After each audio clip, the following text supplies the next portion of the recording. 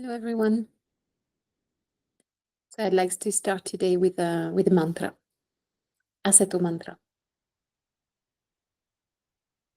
Asato ma sangamaya tamaso ma jyotirgamaya mrityorma amritangamaya.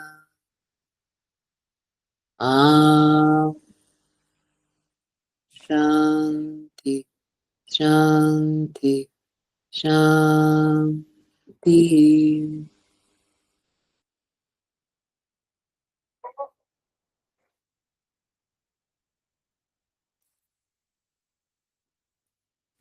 So this mantra means from untruth to truth, from darkness to light, from mortality to immortality. May we all know peace. And we say Shanti, which means peace 3 times, and for ourselves, 1 for the people we are around, our teacher, and 1 for the rest of the world. So welcome everyone. For those who don't know me yet, I'm Claire. I'm a Yoga Nidra teacher and a counselor in Ayurveda. Ayurveda is the traditional medicine from India. And I'm also passionate about the moon and about Jyotish. Jyotish, that's Vedic Astrology, and that means the science of light. I have several videos about the past Yoga Nidra offerings for the new moon on YouTube, where I explain a little bit about what I do, how I merge Ayurveda, Jyotish, and the moon into how I blend everything into a Yoga Nidra offering that help bring harmony and balance to everyone.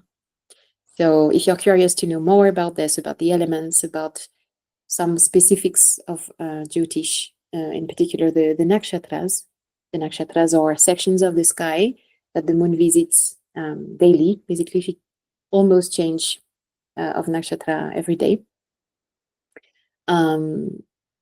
Then yeah, if you don't know about it yet and you're interested to know more, I invite you to watch one of the previous videos to learn more about this. And for those of you who have never practiced Yoga Nidra before, I have made a video that explains what it is, but basically means yogic sleep. And it's not only a relaxation meditation technique, it's actually a technique that allows us to reprogram ourselves.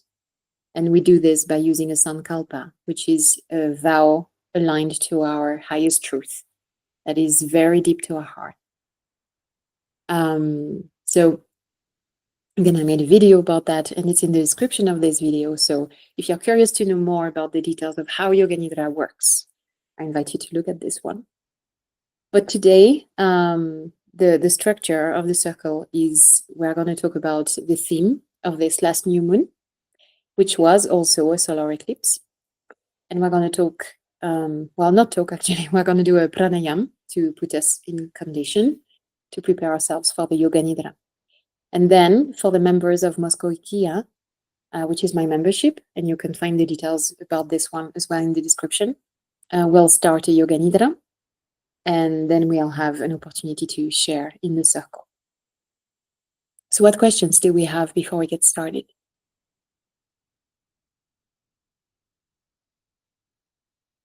Nothing so far?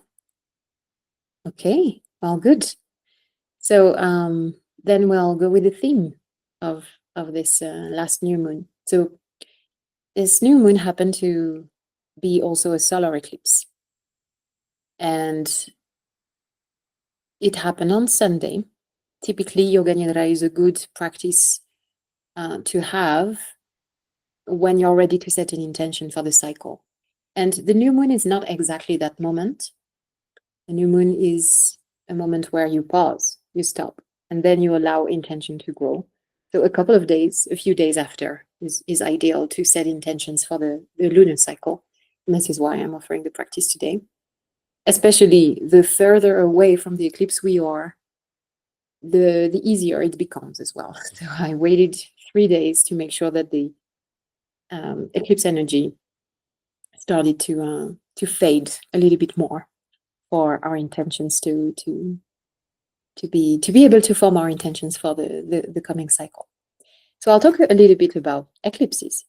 So eclipses come in seasons, and typically we have 2 to 3 every 5 to 6 months. So this time we have 2, and it started with a lunar eclipse a couple of weeks ago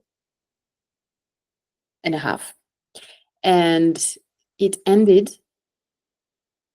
kind of ended on Sunday with a solar eclipse. I say kind of ended because it's not like it happens at the moment of the eclipse begins. There is kind of a field of energy around the eclipse, a space, some time around them that is transitioning. It's transitioning into the eclipse energy and transitioning out of the eclipse energy. So the last eclipse happened on Sunday, and we are 3 days away, so we are fading away from the eclipse energy, but it could take about 2 weeks after the last eclipse to actually come out of that season and to really not feel the impact of this anymore. That's why I'm saying that. And it happens every 5 to 6 months. So here it was a solar eclipse. And when a solar eclipse happens, it's with a new moon. A lunar eclipse is always with a full moon, solar eclipse always with a new moon. And what happens at that time is that the new moon effect, the energy of the new moon is intensified. It's already a time where we are quite tired, typically at the new moon, because the moon doesn't have a lot of energy. She's dark. She's not full. When she's full, at the time of the full moon, she has a lot of light to share. So she has a lot of energy to share. When she's dark, very little energy to share available to us. But when a solar eclipse happens, the energy is further, even lower, because the moon blocks the sun's light. So there is no light from the moon, and there is less light from the sun. So that's also eclipsing the vital forces, the vitality forces for everyone. And it can also bring some unexpected beginnings in our life. Some things usually from external events, not something that we're doing ourselves, something that kind of happens to us and pushes us on new paths and give us new opportunities as well, even if it might not feel that way, but in a moment, but it is the case, right? It's not necessarily happening to you. It could be happening for you, but it might not look like it in a moment. And so a solar eclipse is an excellent time to choose to overcome obstacles. For example, by stopping to do something that you don't want to, that you would like to stop. And you do that on the eclipse day, that will help you to maintain that over time. So I'm going to talk a little bit about the legend of Rahu and Ketu, the lunar nodes in Vedic astrology, in Jyotish. So one day, the gods and demons decided to unite to extract Amrita. Amrita is the nectar of immortality from the ocean of milk. A typical day for gods and demons. So yeah, one of the demons disguised himself though, because once they got the nectar, once they got the Amrita, they wanted, the demon wanted to drink it. But some gods spotted him, who in particular was the sun god and the moon god spotted the demon. And then they let Vishnu know about it. And so Vishnu decapitated the demon with his cosmic disc. But the demon had already drunk the Amrita, so he was immortal, couldn't die. What happened instead is that he was split into 2 entities, Rahu, the head, and Ketu, the body. And since then, since that event happened, Rahu and Ketu relentlessly pursue the sun and moon for revenge. And each time that happens, they're getting close to, they're getting close. They're actually swallowing them, this is causing an eclipse, when they catch them up. But the sun and the moon always emerge intact because they have also drank Amrita, so they're also immortal. So it kind of, this is an endless pursuit for revenge, but the sun and the moon will always be fine in the end. So basically what that means is that eclipses are energy portals. And Rahu and Ketu symbolize the duality in the human existence, between what is material, material aspirations, which is Rahu, and spiritual aspirations, which is Ketu. And it reminds us of the importance of balance and the consequences of our actions in the universe. So eclipses may bring drama and distractions in your life, in all our lives, but it's a way for us to confront our shadows, and it pushes us to improve and to break free from karmic patterns. So if you apply yourself to do something that is going to be good for you in the long term, it's going to be magnified. It says that anything you do on an eclipse is magnified 100,000 times, which means you better choose something that you really want to cultivate in your life. And then it can really do you good. So there is always a positive way, to align with the energies. There is always a way that you can do it in a way that will support you. So let's talk a little bit more about solar eclipses again. And this one. So this one, so a solar eclipse, as I said, it's a new moon, always a new moon. So the moon is with the sun in the sky. And it will be during an eclipse with one of the nodes, either Rahu or Ketu. And so this time it was swallowed by Ketu, the south node of the moon, which is represented by the headless serpent body. And this shadowy point is a space that is associated with the past karma. And it pushes us to detach ourselves, to dissolve illusions. But it also brings a quest, a will to go after liberation, to search for liberation and for spiritual enlightenment. So this is a very spiritual node. This is the most spiritual node out of the two. And so the sun, moon, and Ketu were all in a section of the sky, a nakshatra, called Uttara Phalguni. And that star, that section of the sky, that nakshatra, is located it's located in between Leo and Virgo, but at the time of the new moon and the eclipse, at the time of the eclipse in particular, it was on the Virgo side. And Virgo is the earth element, and the way it is represented in Vedic astrology is the earth made fertile by the rays of the sun. Or in other words, it's kind of earth in heaven. It's sprouting, and more than sprouting, it's flourishing with everything. It's all the harvest that comes at the end of summer, for example, that very fertile soil from the sun. It's basically receiving the sun, to become fertile and to grow and to give everything an abundance of food and flowers and everything you want. So Uttara Phalguni is also called the star of patronage, and it brings prosperity in a very particular way. It brings prosperity through union and through us being of service.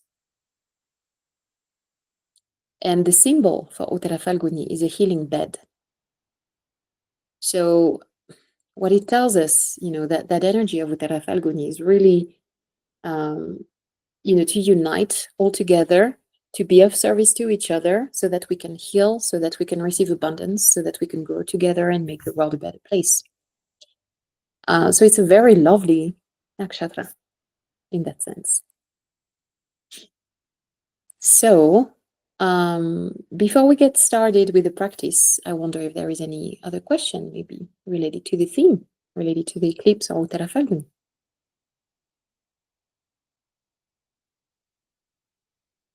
No question. Very good. So today what I would like to do to prepare ourselves before we start the Yoga Nidra for the members, again, if you want to join the Yoga Nidra, you can still do that. You have the link in the description. And for everyone, we're going to do a pranayam to prepare ourselves and to ground ourselves. We're going to do a very simple pranayam. So it's a breathing exercise called Nadi Shuddhi. So Nadi Shuddhi, you're going to be sitting, ideally cross-legged. If you can't sit cross-legged, but you can sit in a chair or at the end of your bed, you can put your right ankle on top of the left ankle so that you have still your legs crossed in a way. And you're going to put your left hand on your lap. And you're going to place your right hand that way, like a phone. So you're going to take the index finger, middle finger together and put them inside your hand, the palm of your hand. And you're going to extend together the pinky finger and ring finger one side and extend the thumb on the other side. So it looks like a phone. And we're going to do 12 rounds. I'm going to show you one round. So basically at the beginning, you inhale. And then you block your right nostril and you exhale from the left. That's the beginning. And now the first round starts by inhaling, exhaling from the left.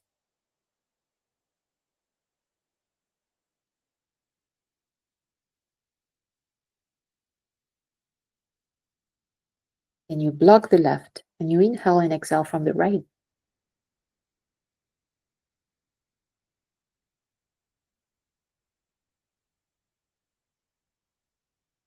That's one round. And then you block your right and you inhale and exhale from the left to start the second round. The way you do it is that you breathe very smoothly, no forcing whatsoever. If you need to blow your nose before doing that, you can do that before doing the pranayam. And try to have an exhale that is slightly longer than the inhale if you can. It will make the practice even more relaxing, even more grounding. But if you can't, if it complicates things for you, don't worry about it. It's fine. You can just breathe smoothly. There's more slowly, very, very deep, slow, smooth breaths is the most important. And if you can have the exhale slightly longer than the inhale, that will make it even better. Right. Any question about the pranayam? All good then. So we're going to start again. Cross your legs or your ankles right on top of the left. Place your left hand on top of your lap. This is the mudra. For the right hand. Now you're going to close your eyes. Inhale. Block your right nostril and exhale from the left slowly. And now start with your first round.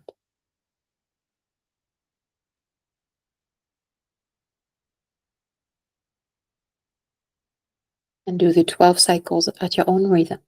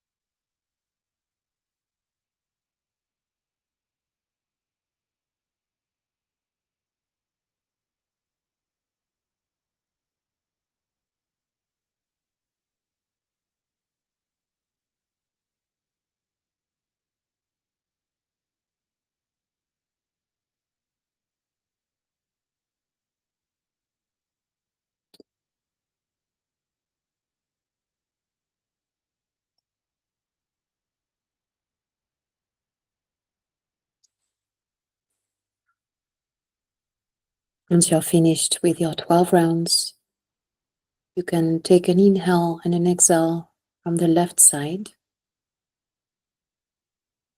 and then release the mudra with the right hand. Place your hand on top of your lap. Keep your eyes closed for a few moments to observe your breath.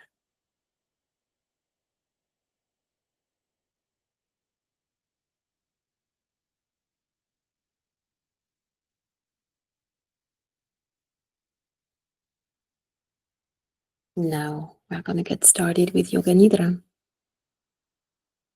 So for those of you watching on YouTube, you can join anytime with a link in the description below.